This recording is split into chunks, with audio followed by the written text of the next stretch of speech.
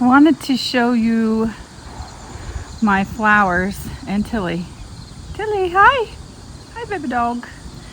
I wanted to show you my flowers before they completely fade, and that big planter and that big planter are getting close to the end of their growing season. I'm going to show you up close. These ones from the front still are looking absolutely fabulous, but not so much from behind, which I will also show you.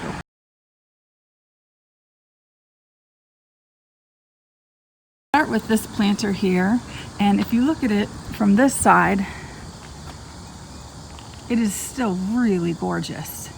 You can see all three of the plants that I planted in there, which is a Supertunia, a Superbells, and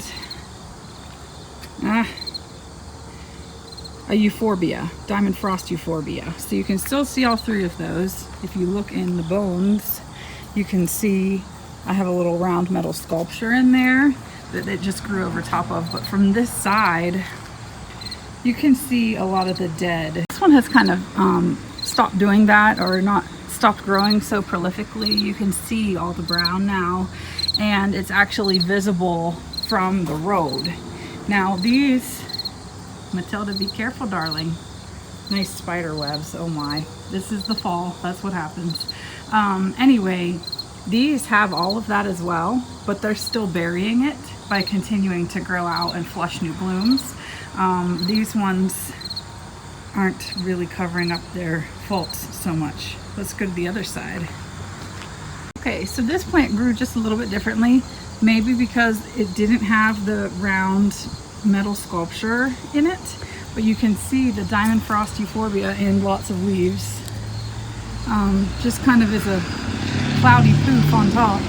But again, we're starting to have parts where you can see the dieback through the blooms. Right there is kind of bad, and then this whole bottom section is kind of bad. So what am I going to do with them? Well, that's pretty simple. I'm going to tear them out and repot with some fall plants, I think. Just like with everything else in gardening, if it's not bringing you pleasure, then you need to change it up. Oh, I should probably show you this. There's one more hay rack on the side of the house. It actually is particularly pretty. I'll show you a close-up of that later. All right, so here is one of the hay racks from behind, so looking down into the street. And you can see from up top a lot better some of the die out that I was talking about, but how that is still being covered by blooms at the end of each long stem. So that is how Superbells and Supertunias kind of cover up their sins, so to speak, and that's why you don't have to deadhead them, and I absolutely love and adore them.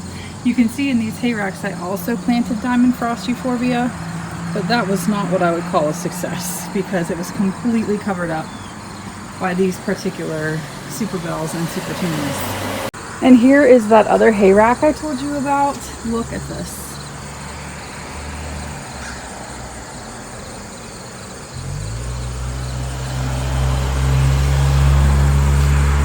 This is from up top, still going strong, and I'll show you from the front of it as well.